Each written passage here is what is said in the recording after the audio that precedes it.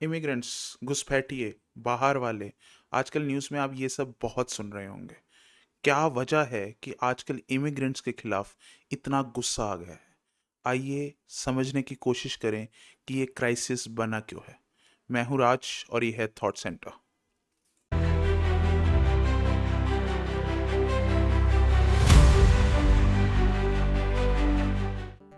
Immigration अच्छी चीज़ है या बुरी, या इमिग्रेंट्स के खिलाफ गुस्सा जायज़ है या नहीं, ये समझने से पहले हमें कुछ और चीज़ें समझनी चाहिए।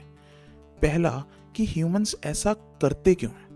क्यों वो जहाँ पैदा होते हैं, जिंदगी का पहला हिस्सा बिताते हैं, उसे छोड़कर एक अनजान जगह चले जाते हैं। और क्या नेचर में सिर्फ ह्यूमंस ही ऐसा करते हैं?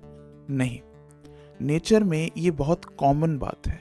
Migratory birds weather patterns change होने की वजह से, बदलते मौसम की वजह से एक जगह से दूसरी जगह मूव हो जाती हैं। फिश, मछलियां ओशन के डेंजर प्लेस से कामर प्लेस चली जाती हैं बच्चे देने के लिए, ताकि वो सेफ रहे। एनिमल्स सहारन डेजर्ट में खाने की तलाश में एक जगह से दूसरी जगह मूव होते हैं।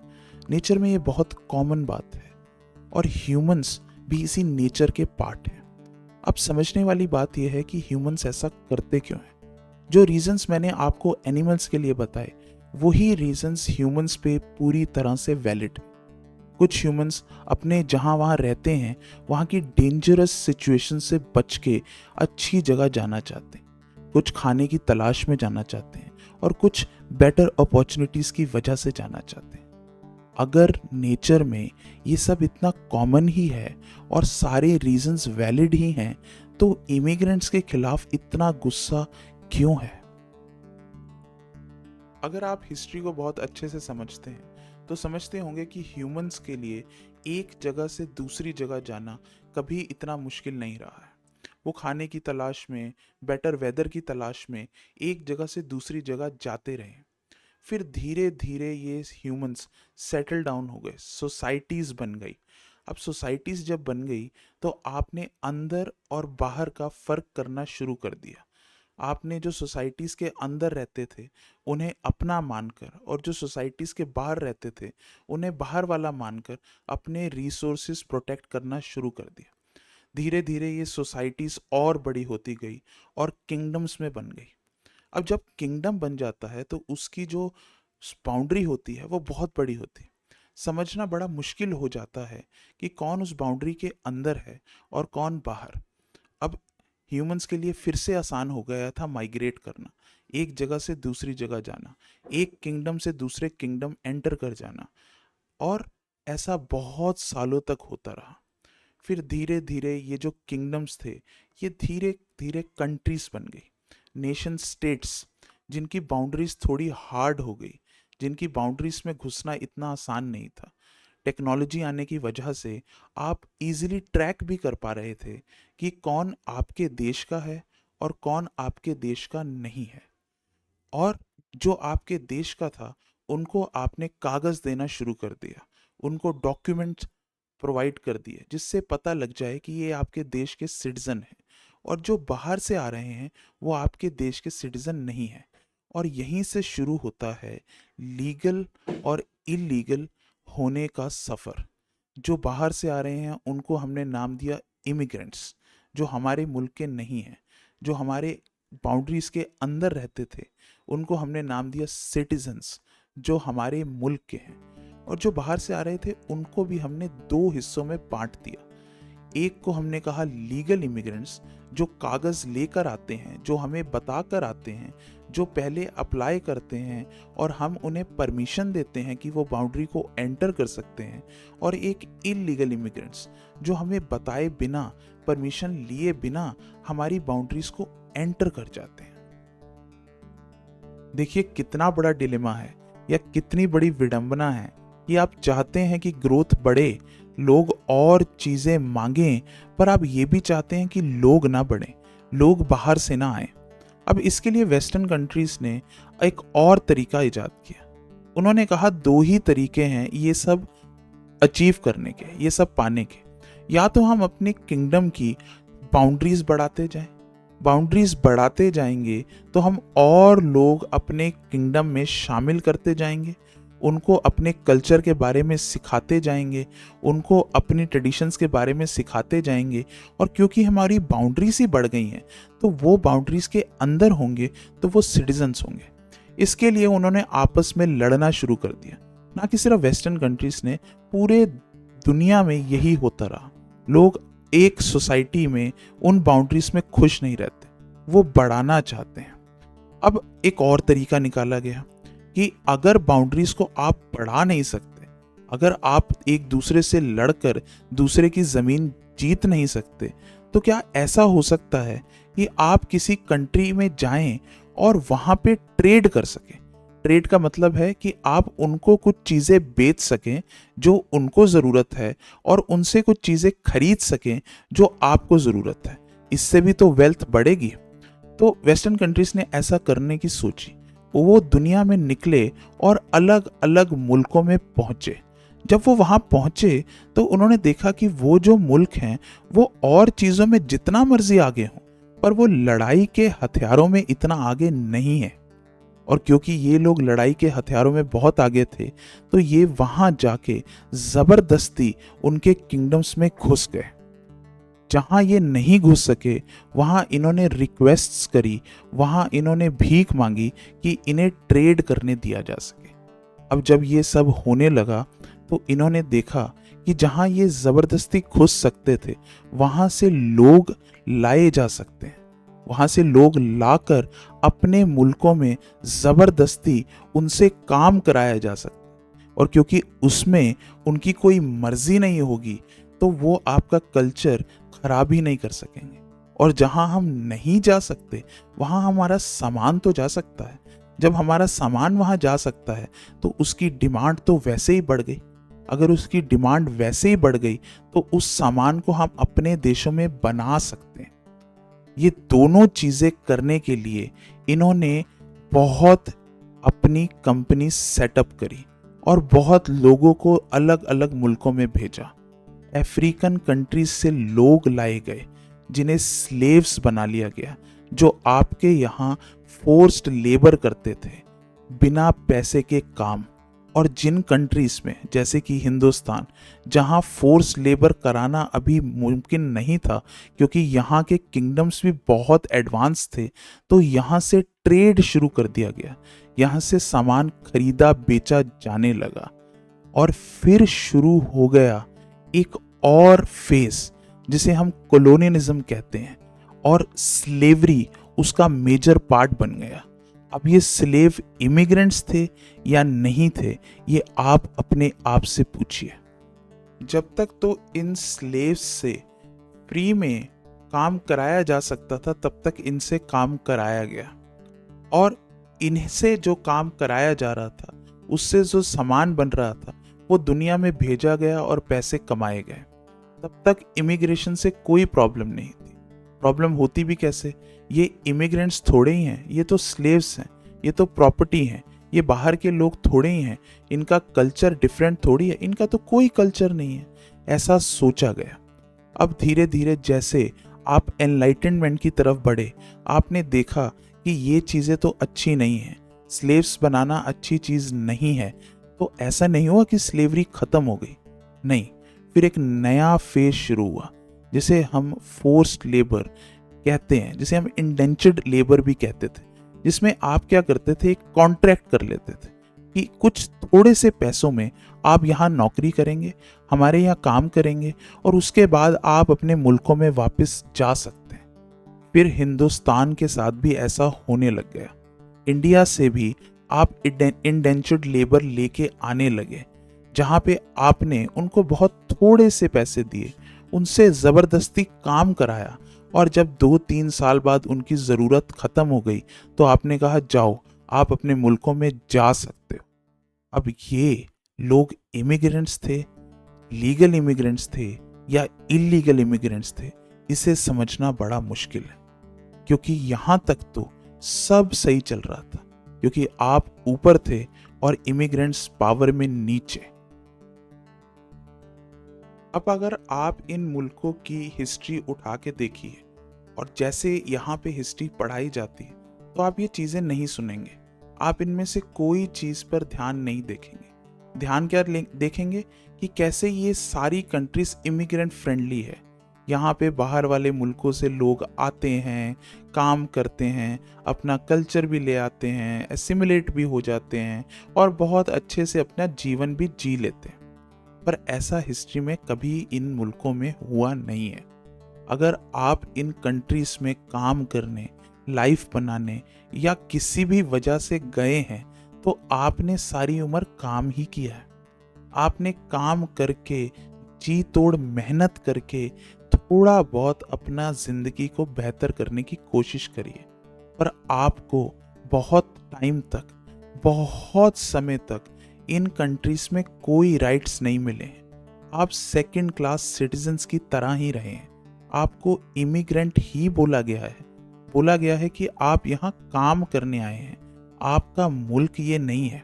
चाहे फिर आपके खिलाफ रेसिज्म करी गई हो, चाहे आपको बाहर वाला बोला गया हो, चाहे आपको किसी भी नाम से बुलाया गया हो, रहे आप सेकंड क्लास सिटीजन ही।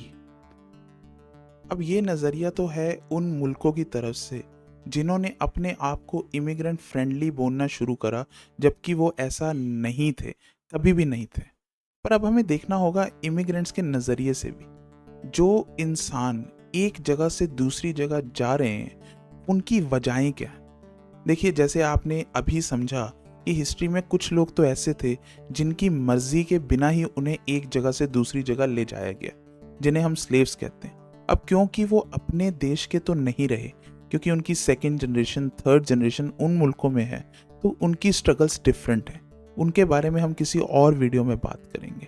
अब कुछ लोग ऐसे हैं जो अपनी मर्जी से इन मुल्कों में गए, चाहे काम करने गए, चाहे बेटर अपनी ज़िंदगी बनाने गए, चाहे कुछ अपॉर्चुनिटीज़ की तलाश में गए।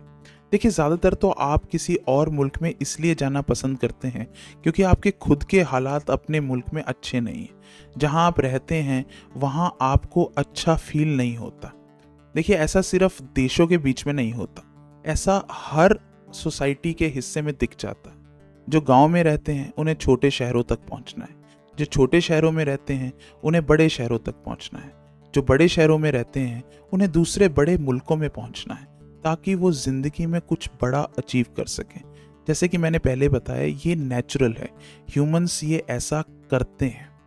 अब इन मुल्कों में जहां आप अच्छा नहीं महसूस कर रहे हैं, वहां आप क्यों ऐसा फील करते हैं? देखिए, समझने वाली बात फिर से ऐसी है कि कुछ मुल्क जहां आप जाना चाहते हैं वो अमीर मुल्क दिखते हैं। वो ऐसा दिखता है कि वहाँ पे ज़िंदगी बहुत आसान है, बेहतर है, आपको अच्छा पैसा मिलेगा, अच्छी नौकरियाँ मिलेंगी, और आपके मुल्कों में ऐसा नहीं है। और ये कोई गलत सोचने का तरीका नहीं है। अगर आप अपनी लाइफ बेटर करने बाहर जाना चाहते हैं, दूसरे मुल्कों में सेटल होना चाहते हैं, तो ये आपका फैसला होना चाहिए। पर समझने वाली बात यह है कि ऐसा क्यों देखा जा रहा है कि जो इमिग्रेंट्स खुद एक मुल्क से दूसरे मुल्क के गए हैं, वो भी इमिग्रेंट्स के खिलाफ है। ट्रंप को बहुत सारे लेटिनो वोट्स मिले हैं। लेटिनो वोट्स ज़्यादातर इमिग्रेंट्स फैमिलीज से आते हैं। अब ऐसा क्यों हुआ कि वो इमिग्रेंट्स के खिलाफ है? देखा गया है कि इंडियंस जो यूएस में रहते हैं, वो जो सिटीजन बन चुके हैं, वो भी चाहते हैं कि और इमिग्रेंट्स ना आए। अब ऐसा क्यों होता है? ये होता है फॉल्स प्राइड की वजह से। आप एक जगह से दूसरी जगह जाने को अचीवमेंट मान लेते हैं। आप मान लेते हैं क्योंकि आप जहाँ से आए हैं वो इतनी अच्छी कंट्री नहीं थी, और आप जहाँ पहुँच गए हैं वो कंट्री बहुत बेटर है। आप ये भूल जाते हैं कि जहाँ आप आए हैं वो कंट्री इस हालत में इसलिए ही है क्योंकि वो कॉलोनियल रूल के अंडर थी, उसको लूटा गया है। इस वजह से उसकी इकोनॉमी अच्छी नहीं चल रही थी, जो धीरे धीरे बेटर हो रही है।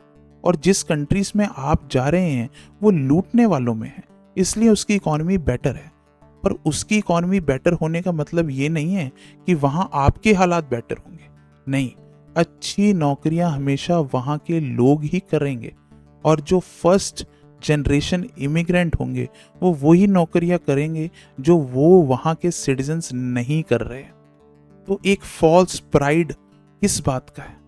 आपको ये क्यों अचीवमेंट लगने लग जाती है कि आप उस मुल्क के सिटीजन बन गए हैं? पर ऐसा होता है, ये नेचुरल फिनोमिनन है। जिस पुल से आप गुजर चुके थे, आप उसे आग लगा देना चाहते, क्योंकि अगर हर कोई ही वहां पहुंच जाएगा तो आप में कुछ स्पेशल क्या था? इस वजह से बहुत ज़्यादा इमिग्रेंट कम्युनिटीज़ में भी एंटी इमिग्रेंट स्टांस देखा जाता है। तो ये समझने के बाद कि कैसे वो मुल्क हमेशा से ही एंटी इमिग्रेंट्स रहे हैं और कैसे फर्स्ट जनरेशन इमिग्रेंट सिटीजन्स धीरे धीरे एंटी इमिग्रेंट्स हो जाते हैं, हमें थोड़ी नज़र देनी होगी सेकंड जनरेशन और थर्ड जनरेशन इमिग्रेंट्स से। इससे मेरा मतलब है जो लोग वहाँ पैदा हुए हैं पर ओरिजिनली उनके माता पिता उस मुल्क के नहीं थे। अब क्योंकि वो वहीं पैदा हुए हैं, उनके इश्यूज भी उस मुल्क के ही रहते हैं, जो कि होने भी चाहिए। वो ज़्यादातर इस चीज़ पे फोकस करते हैं कि उनकी लाइफ कैसी चल रही है। उन्हें लैंग्वेज से कोई प्रॉब्लम नहीं है, क्योंकि वो उनकी लैंग्वेज बोलते हैं। उनका कल्चर भी बाहर वालों के कल्चर जैसा है। जिन मुल्कों में वो रहते हैं, उनकी सोसाइटी भी वहीं के लोगों की है। तो ऐसा बिल्कुल नहीं होगा कि वो इमिग्रेंट एक्सपीरियंस को समझ सकते हों। तो इसलिए उनके इश्यूज इमिग्रेंट एक्सपीरियंस के अराउंड नहीं घूमते। अगर वो किसी पॉलिटिशियंस को पसंद करते हैं तो ज़्यादातर सोशल इश्यूज या इकोनॉमिक इश्यूज की वजह से करते होंगे, उसके इमिग्रेंट या एंटी इमिग्रेंट स्टांस की वजह से नहीं। तो इस बारे में हम ज़्यादा बात नहीं करेंगे। बात हमें ये ज़रूर करनी चाहिए कि कैसे second generation third generation apathy रखती है इमिग्रेंट्स के साथ। एपथी का मतलब होता है कि आपको फ़र्क ही नहीं पड़ता कि इमिग्रेंट्स के साथ क्या हो रहा है। आपको ये फ़र्क बिल्कुल पड़ना बंद हो जाता है कि आपकी फैमिली भी इमिग्रेंट फैमिली है। अगर जो प्रिविलेजेस आपको मिली हैं वो दूसरे इमिग्रेंट्स को मिल रही हैं, तो आपको इससे फ़र्क नहीं पड़ता। ये बहुत ही इंटरेस्टिंग चीज़ है। आपको ये देखने में अच्छा लगता है कि आपका पॉलिटिशियंस कैसे एक इमिग्रेंट ग्रुप को एक प्रॉब्लम का जिम्मेदार बता रहा है। आप कहते हैं ये इमिग्रेंट ग्रुप मेरा तो नहीं है, क्योंकि मैं यहाँ पे पैदा हुआ हूँ, मैं तो यहाँ का सिटीज़न हूँ, ये इमिग्रेंट तो बाहर से आए हैं। कैसे आप भूल जाते हैं कि आपकी फैमिली भी इमिग्रेंट फैमिली रही है। देखिए, ये सब समझना इसलिए ज़रूरी था ताकि हम कुछ बेसिक चीज़ें समझ सकें। पहली, कि इन कंट्रीज़ का इमिग्रेंट फ्रेंडली नेचर एक झूठ है, एक मिथ है। ये कंट्रीज़ का बेसिक नेचर एंटी इमिग्रेंट है। ये आपके कल्चर को, बाहर वाले के कल्चर को, जिसे ये बाहर वाला कहते हैं, उनके कल्चर को इन्फीरियर समझते हैं, कमतर समझते हैं। ये समझते हैं कि आप अपना कल्चर वहाँ लाकर इनके मुल्कों का कल्चर खराब कर देंगे। इसलिए ही ये चाहते हैं कि बाहर से कोई आए नहीं। दूसरा ग्रुप, जिसे मैं फर्स्ट जनरेशन इमिग्रेंट सिटीजन्स कहता हूँ, चाहे वो किसी भी मुल्क से आते हों, कोई भी रेस से आते हों, वो इन मुल्कों में पहुंचकर एक फॉल्स प्राइड फील करते हैं। वो समझते हैं कि उन्होंने लाइफ में कुछ अचीव कर लिया है, जिसकी वजह से वो चाहते हैं कि और कोई वहाँ ना पहुँच सके। इसलिए वो भी एंटी इमिग्रेंट हो चुके हैं। और जो तीसरा ग्रुप है, जिसे मैं second, third, fourth generation immigrant kids कहता हूँ, वो इमिग्रेंट्स के साथ एपथी रखते हैं। उन्हें फ़र्क नहीं पड़ता कि इमिग्रेंट्स के साथ क्या हो, क्योंकि वो अपने आप को वहाँ के सिटीजन समझते हैं और वो दूसरे इश्यूज़ को ज़्यादा इम्पोर्टेंस देते हैं। देखिए, अगर आप इन सब चीज़ों को मिला लीजिए तो एक बहुत बढ़िया रेसिपी तैयार हो जाती है पॉलिटिशियंस के लिए। मैं इससे पहली वीडियो में ये कह चुका हूँ कि पॉलिटिशियंस जानबूझकर चाहते हैं कि वो आपकी प्रॉब्लम्स किसी एक ग्रुप पे ब्लेम कर सकें। अब देखिए, अगर आप वैसे ही इनहेरेंटली बेसिकली एक ग्रुप को वैसे ही ब्लेम करते आ रहे हैं या उन्हें बहुत ज़्यादा इन्फीरियर समझते हैं, उनसे डरते हैं, तो पॉलिटिशियंस के लिए तो बहुत बना बनाया मुद्दा आपने उनको दे दिया। इस वजह से वो इमिग्रेंट्स को बहुत बुरा भला कहने लग जाते हैं और आपसे वोट लेने लग जाते हैं। अब ये वो कर रहे हैं ये सब जानते हैं, पर क्या ये सही है, इसके बारे में बात करना बहुत ज़रूरी है। देखिए, सबसे पहली बात, क्या इन मुल्कों को इमिग्रेंट्स की ज़रूरत है? बिल्कुल ज़रूरत है। स्लेवरी के ज़माने चले गए हैं, इंडेंचर्ड लेबर के ज़माने चले गए हैं, और इन मुल्कों की पॉपुलेशन इतनी जल्दी ग्रो नहीं करती। इनकी इकॉनमी बैठ जाएगी अगर बाहर से लोग आकर इन मुल्कों में काम नहीं करेंगे। इन मुल्कों को बहुत ज़्यादा ज़रूरत है पॉपुलेशन ग्रोथ की, और पॉपुलेशन ग्रोथ का एक ही ज़रिया बचा है, इमिग्रेशन। उसको ये नहीं रोक पा रहे, ना रोक सकते हैं। अब ये क्या कहते हैं, ये लीगल और इलीगल में इमिग्रेशन को बांट देते हैं। ये पूरे वर्ल्ड को एक पिकिंग प्लेस समझते हैं, ये पूरे वर्ल्ड को एक सुपरमार्केट समझते हैं जहाँ पे ये जाएंगे और अपने पसंद के इमिग्रेंट्स की शॉपिंग कर लेंगे। अगर ये इंडिया आएंगे तो बहुत बढ़िया बढ़िया सॉफ्टवेयर इंजीनियर्स ले जाएंगे, इंडिया का ब्रेन ड्रेन करवाएंगे।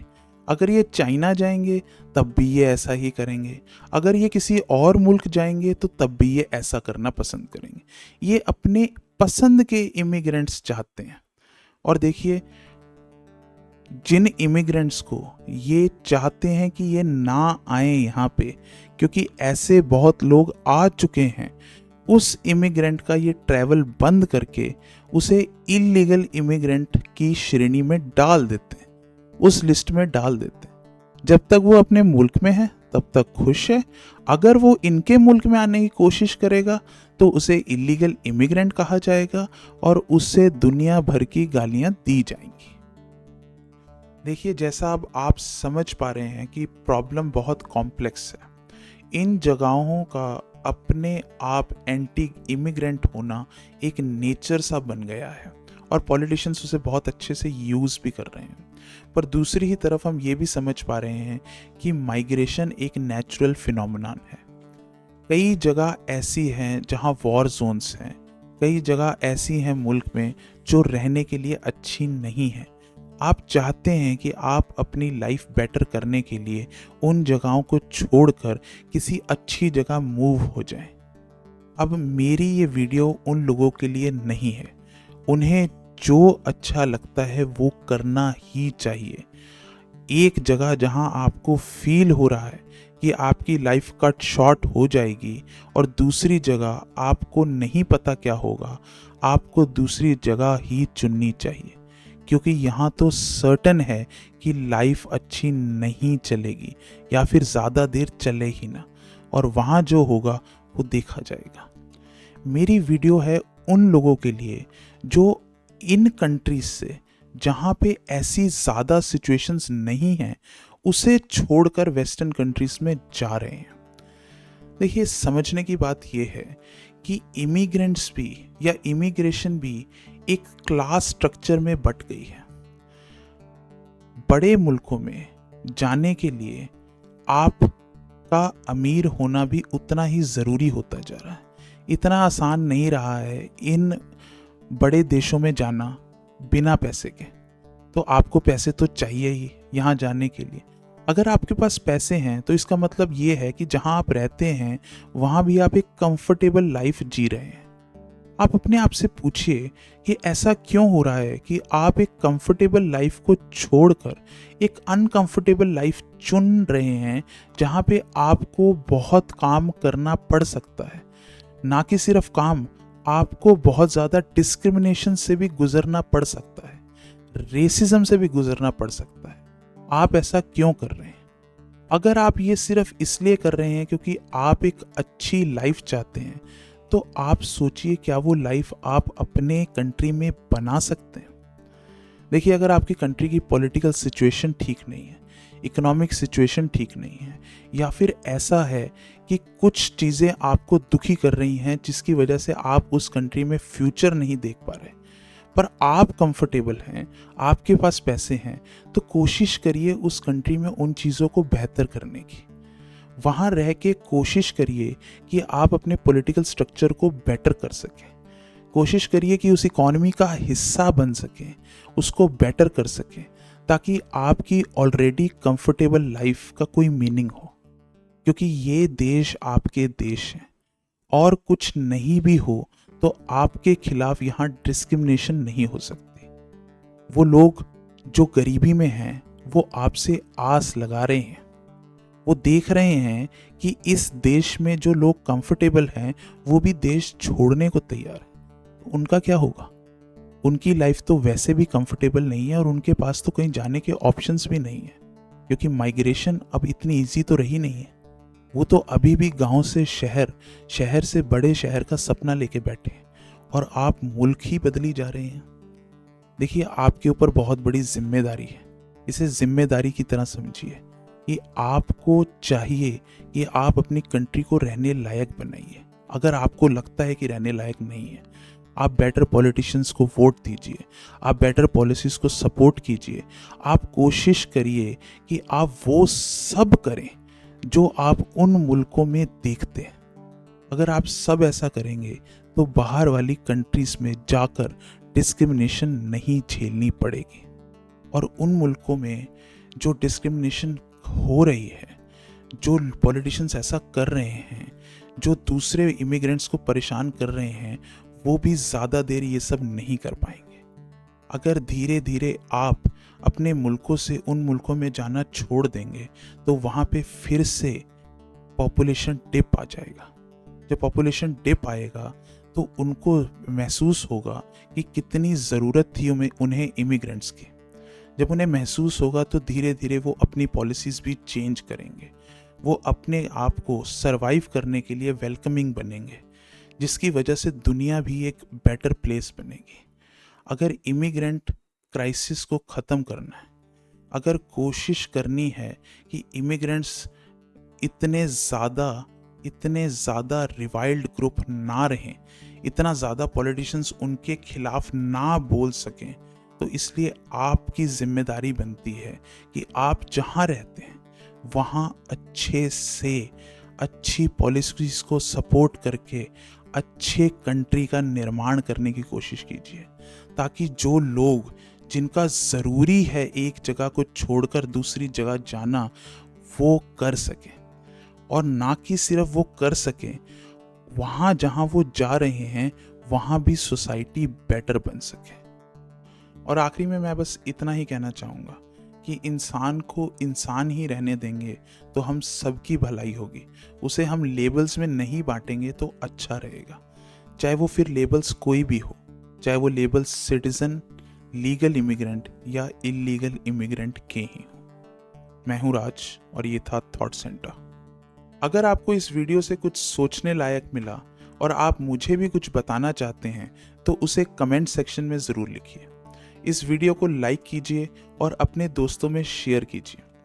मेरे इस चैनल को सब्सक्राइब करना मत भूलिए, इससे मेरा हौसला बढ़ता है। मैं हूँ राज और मैं कोशिश करूँगा कि ऐसी वीडियोस आपके लिए लाता रहूँ।